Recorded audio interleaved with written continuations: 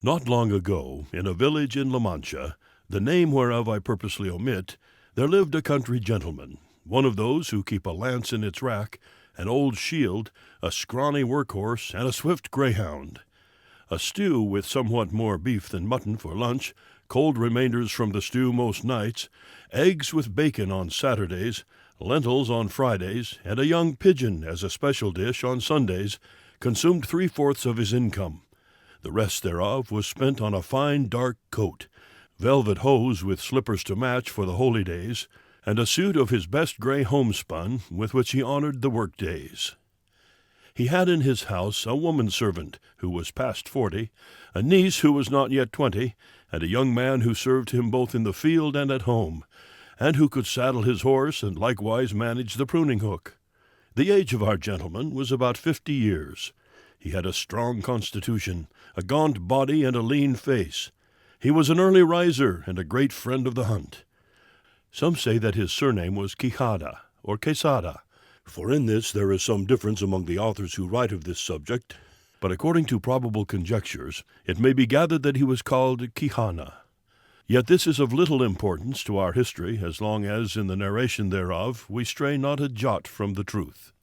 Be it known, therefore, that this above-named gentleman, at those times when he was idle, which was the greatest part of the year, did apply himself to the reading of books of chivalry, with so much eagerness and pleasure, that he almost wholly neglected the sport of the hunt, and even the administration of his household affairs.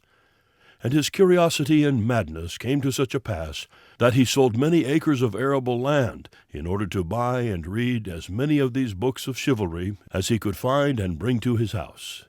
But of all these books none appeared to him as good as those written by the famous Feliciano de Silva.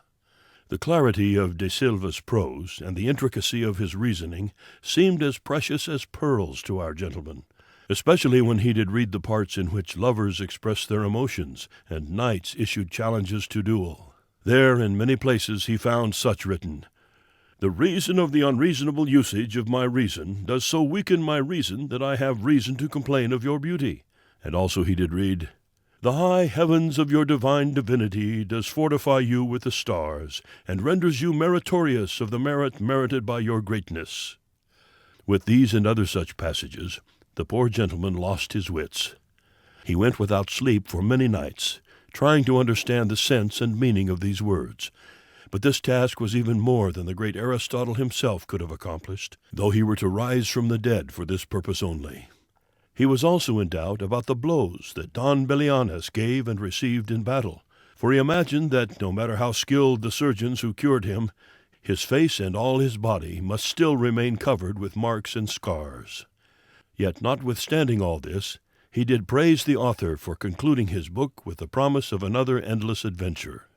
And many times he himself had a desire to take pen in hand and finish the story as had been promised, and he would doubtless have done so and accomplished it with happy success if other thoughts of greater import had not constantly disturbed him. He had many disputes with the village priest, a learned man who had taken his degree at Siguenza, concerning who had been the better knight, Palmerin of England or Amadis of Gaul.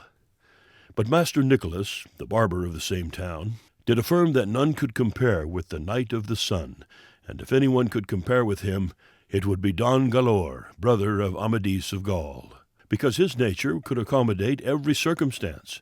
He was not a fastidious or lachrymose knight, as his brother was, and in matters of valor did not yield a whit to him.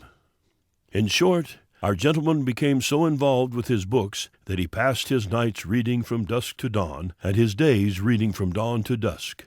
And thus, from too little sleep and too much reading, his brain dried up, and he completely lost his judgment. His fantasy was filled with everything he had read in those books of enchantments, duels, battles, challenges, wounds, courtships, loves, tempests, and other diverse and impossible absurdities. He became so convinced that all these strange stories he read were true that he accounted no history in the world could be more veracious.